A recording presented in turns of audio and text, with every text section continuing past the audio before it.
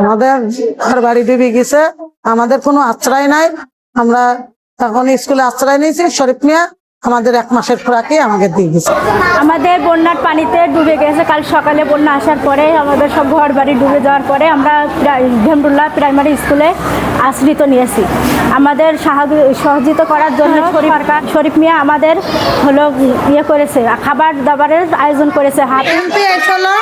আমাদের কোনো কিছু জিজ্ঞাসা করেনি, এমনি দেখে চলে গেছে, কোনো টাকা পয়সা দিইনি। কিন্তু আমাদের চুয়াডাঙ্গায় শরীফ ভাই আইসা আমাদের 1 মাসের বাজার ঘাট সে আমাদের দিয়েছে। আমরা হলো সরকারি জায়গায় থাকি, পানিতে রাতের ভোরে পানিতে আমরা ডুবে পড়ে গেছি। সাপ পোকারের জন্য যাইতে পারছি না, থাকতে পারছি না। আমরা প্রাইমারি স্কুলে লালটু হাফি আমাদের নিয়ে গেছে, ওরা যায় আমাদের বাঁচিয়েছে। খাদ্য খাবার হইলো জনগণের দেশে স্কুলিতে পৌরসভায় লোকজন আসছে, আমাদের দেখা সাক্ষাৎ করছে। আমাদের অসহায় মানুষ, আমাদের ভিটেন আমরা সরকারি জায়গায় থাকি। আমাদের 1 কাঠা জমি কেনার আমরা করতে পারিনি। আপনাদের কাছে অনুরোধ করি আমাদের একটু ব্যবস্থা, পানি থাকার ব্যবস্থা আর পানি দেওয়ার ব্যবস্থা একটু করে দেবেন। আমাদের ঘর দোর সবই ভেঙে চুরে সব পানিতে চলে গিয়েছে।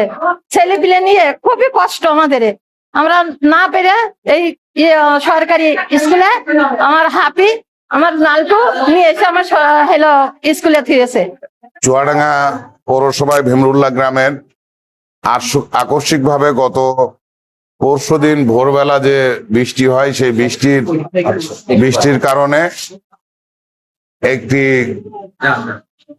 ছোট্ট একটি অঞ্চলে মোট 130 জন 30টা পরিবার এখানে ক্ষতিগ্রস্ত হয়েছে এবং তাদের বাড়িতে পানি উঠে গেছে। সেখানে থাকার মতো অবস্থান নাই বলে এখানে প্রাথমিক স্কুলে সবাই এখানে এসেছে।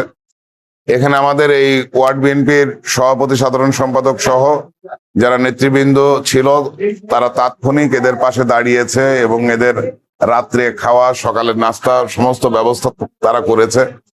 এবং চুয়াডাঙ্গা সদর উপজেলার ইউনো সাহেব এসেছিল, সেখানে দেখা করে গেছে। আজকে সকালে মানে স্থানীয় সরকারের ডিডিএলজি এসেছিলেন, এডিসি এসেছিলেন। তা আমরা সার্বিকভাবে চুয়াডাঙ্গার মানুষ এই অসহায় মানুষদের পাশে আছি এবং যতক্ষণ পর্যন্ত এদের নিজ নিজ বাসভবনে এরা ফিরে না যাবে ততক্ষণ পর্যন্ত আমরা এদের পাশে আছি। সেজন্য আমি আজকে চুয়াডাঙ্গা জেলা বিএনপির পক্ষ থেকে আমি প্রত্যেক পরিবারের 1 বস্তা চাল আর তাদের খাদ্য সামগ্রী দেওয়ার জন্য এখানে এসেছি। আর আমার যারা এখানে স্থানীয় যারা নেতৃবৃন্দ আছে এদের প্রতি নির্দেশনা দেওয়া আছে, যে কোনো সময় যে কোনো বিশেষ সহযোগিতার জন্য আমরা জাতীয়তাবাদী দল এই অসহায় মানুষের পাশে আছি এবং আমরা থাকব। আমাদের বর্তমান প্রধানমন্ত্রী জনাব তারেক রহমানের নির্দেশনা অনুযায়ী আমরা প্রতিটা অঞ্চলের প্রতিটা জায়গায় এই অসহায় মানুষদের পাশে আমাদের যে যাওয়ার যে নির্দেশনা আছে, সহযোগিতা করার যে নির্দেশনা আছে, ওনার নির্দেশ মোতাবেক আমরা এই অসহায় মানুষের পাশে আছি, আগামীতেও থাকবো ইনশাল্লাহ। সবাই ভালো থাকবেন, সবাই সুস্থ থাকবেন।